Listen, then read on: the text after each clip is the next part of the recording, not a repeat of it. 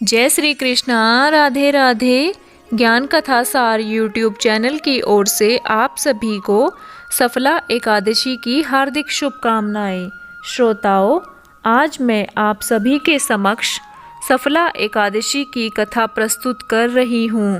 धर्मराज युधिष्ठिर कहने लगे कि हे जनार्दन, मैंने मार्गशीर्ष शुक्ल एकादशी अर्थात मोक्षदा एकादशी का सविस्तार वर्णन सुना। अब आप कृपा करके मुझे पौष माह के कृष्ण पक्ष की एकादशी के विषय में भी बतलाइए।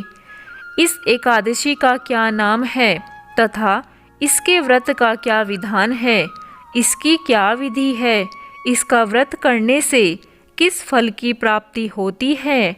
कृपया यह सब ध्यानपूर्वक कहिए। भगवान श्री कृष्ण बोले, पौष माह के कृष्ण पक्ष में आने वाली इस एकादशी को सफला एकादशी कहा जाता है। इस एकादशी के देवता श्री नारायण हैं। विधि पूर्वक इस व्रत को करना चाहिए। जिस प्रकार नागों में शेष नाग, पक्षियों में गरुड़, सब ग्रहों में चंद्रमा, यज्ञों में अश्वमेध और देवताओं में भगवान विष्णु श्रेष्ठ हैं, उसी तरह सब व्रतों में एकादशी का व्रत श्रेष्ठ है। जो मनुष्य सदैव एकादशी का व्रत करते हैं वे मुझे परम प्रिय हैं। इसका महात्म्य मैं तुमसे कहता हूँ, ध्यानपूर्वक सुनो। भक्त वत्सल्य भगवान श्री कृष्ण कहने लगे कि धर्मराज, मैं तुम्हारे स्नेह के कारण तुमसे कहता हूँ कि एकादशी व्रत के अतिरिक्त मैं अधिक से अधिक दक्षिणा पाने वाले यज्ञ से भी प्रसन्न नहीं होता हूँ। अतः इसे अत्यंत भक्ति और श्रद्धा से युक्त होकर करें। हे राजन, द्वादशी युक्त पौष कृष्ण एकादशी का महात्म्य तुम एकाग्रचित होकर सुनो। सफला एकादशी व्रत कथा। चंपावती नगरी में एक महिष्मान नाम का राजा राज्य करता था। उसके 4 पुत्र थे। उन सब में लुम्पक नाम वाला बड़ा राजपुत्र महापापी था। वह पापी सदा पर स्त्री और वैश्यागमन तथा दूसरे बुरे कामों में अपने पिता का धन नष्ट किया करता था।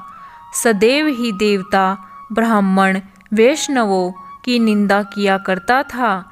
जब राजा को अपने बड़े पुत्र के ऐसे कुकर्मों का पता चला तो उन्होंने उसे अपने राज्य से निकाल दिया। तब वह विचारने लगा कि कहाँ जाऊं और क्या करूं। अंत में उसने चोरी करने का निश्चय किया। दिन में वह वन में रहता और रात्रि को अपने पिता की नगरी में चोरी किया करता था तथा प्रजा को तंग करने और उन्हें मारने का कुकर्म करता था। कुछ समय पश्चात सारी नगरी भयभीत हो गई। वह वन में रहकर पशु आदि को मारकर खाने लगा। नागरिक और राज्य के कर्मचारी उसे पकड़ लेते किंतु राजा के भय से छोड़ देते थे। वन में एक अति प्राचीन विशाल पीपल का वृक्ष था। लोग उसकी भगवान के समान पूजा करते थे। उसी वृक्ष के नीचे वह महापापी लुम्पक रहा करता था।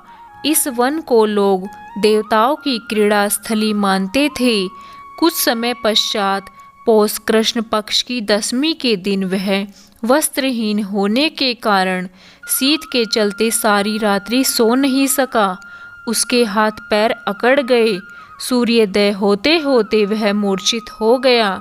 दूसरे दिन एकादशी को मध्याह्न के समय सूर्य की गर्मी पाकर उसकी मूर्छा दूर हुई। गिरता पड़ता वह भोजन की तलाश में निकला। पशुओं को मारने में वह समर्थ नहीं था।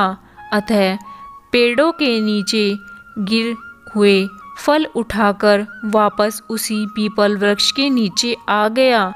उस समय तक भगवान सूर्य अस्त हो चुके थे। वृक्ष के नीचे फल रखकर कहने लगा, हे भगवान, अब आपके ही अर्पण है ये फल, आप ही तृप्त हो जाइए।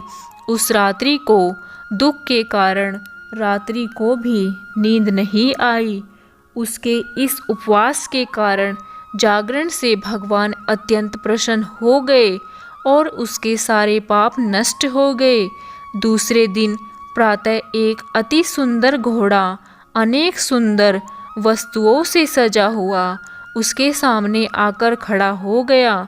उसी समय आकाशवाणी हुई कि हे राजपुत्र, श्री नारायण की कृपा से तेरे सारे पाप नष्ट हो गए हैं।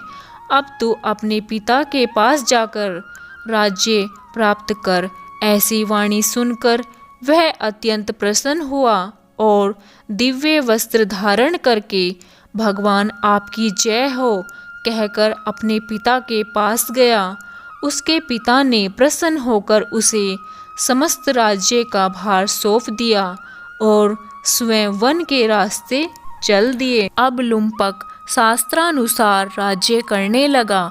उसके स्त्री पुत्र सारा कुटुंब भगवान नारायण का परम भक्त हो गया।